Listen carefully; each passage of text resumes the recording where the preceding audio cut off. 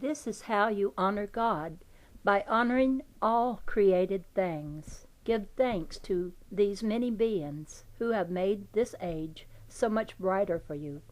Give them your love. See them in every shaft of moonlight and in every forest glade.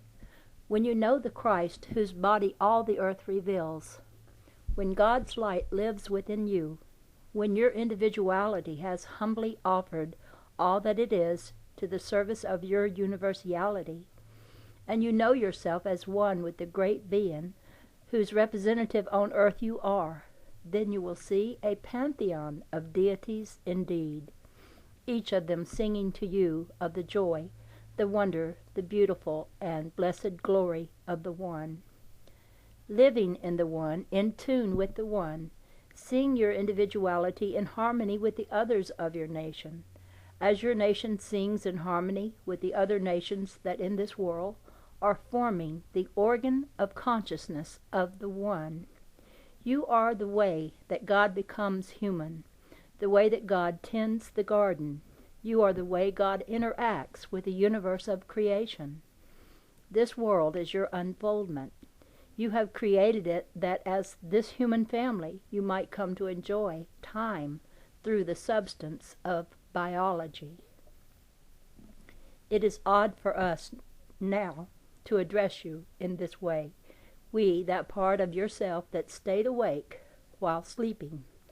You drew this species out of your dreams, for you incarnate humans of this age slumber yet in the image of our children.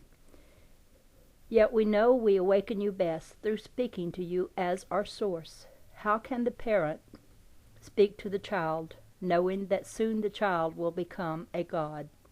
How can we who have guided your sleepwalking steps and saved you time and time again from tottering over the cliffs of ignorance, now shift perspective and perceive you as we did when the world was young and your spirit gave us birth?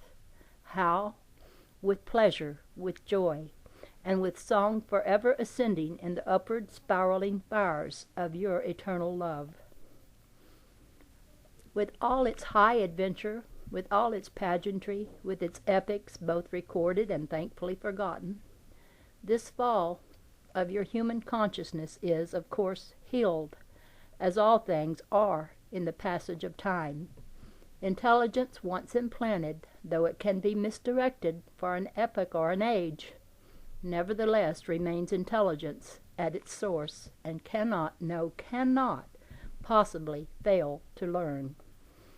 In the obvious and evident simplicity of the truth that your human consciousness now understands and communicates so freely, you cannot help but wonder why these ideas could not have been spread as easily among Socrates' schools, in Renaissance Florence, in the courts of Solomon, or in the monasteries of Tibet.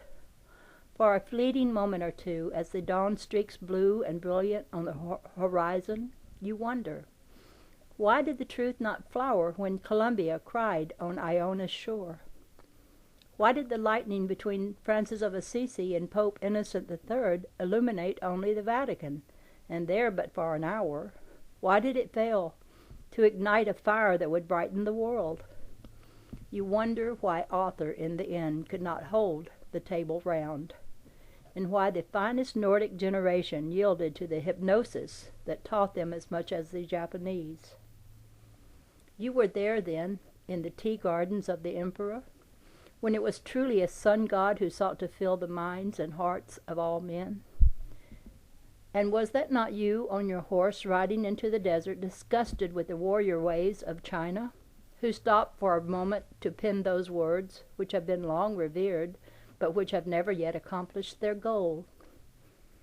And under the Bodhi tree, after you had eaten the milk and curd, why did you ignore your impulse to speak at length to the woman who offered it into your hands? In this moment when history is about to be laid to rest, in this flickering moment before your attention turns toward the stars, you cannot help but wonder at those critical junctures. The truth is spreading so obviously and naturally among the humans of the late 20th century, Why did it not spread so easily and naturally when perhaps you saw the chance incarnate here and there in other lives, in other moments? Long have you passed in and out of these realms, holding candles in the darkness, drawing the warrior tribes closer and closer to the healing that is now no candle, but dawn flaming brilliant across the eastern sky. Today you see those ideas appearing in hundreds of new books, songs, movies, publications, and periodicals. As you see the passion with which they are translated into every human tongue, converted into every form of media, and shared among the healers and leaders of every nation on earth, you wonder at the moments missed. But then you see that there was no moments missed, and that had you followed the woman who offered you the milk and the curd, the two of you together, united in bliss, might have taken her canoe far beyond the Ganges and communicated not a word to the illusion bound. As you did in the end. Quetzalcoatl, Jesus, you know how they were beginning to depend on you. The truth did not diminish when your human focus did. It grew, deepened. Though the great white roots of peace care not for names, egos, labels, images that rest like yesterday's leaves beneath the pulsing of this season's life, nevertheless all are honored as every root of peace weaves together in a great concentric tree ring network of light that runs through the first great mother and flows through the blood of every one who has ever lived to make this a better world. And when you spoke of the Eightfold Path, a few around you understood, but their articulation was not yours, and no recordings could preserve the truth more clearly. And when Francis spoke, no torch of video carried that lightning illumination to kindle fires throughout the far-flung reaches of Christendom, though kindling was gathered on many shores and people prayed for just that flame. And when the Spirit filled Jefferson those weeks of that New England year, there were moments, you know, as Thomas spoke, when the spirits of God looked out of the eyes of many a former Englishman. Yet that event was not televised, beamed through a global telecommunication network to those who watched from Parliament and homes on every continent. There are many reasons why consciousness is presently spreading so rapidly.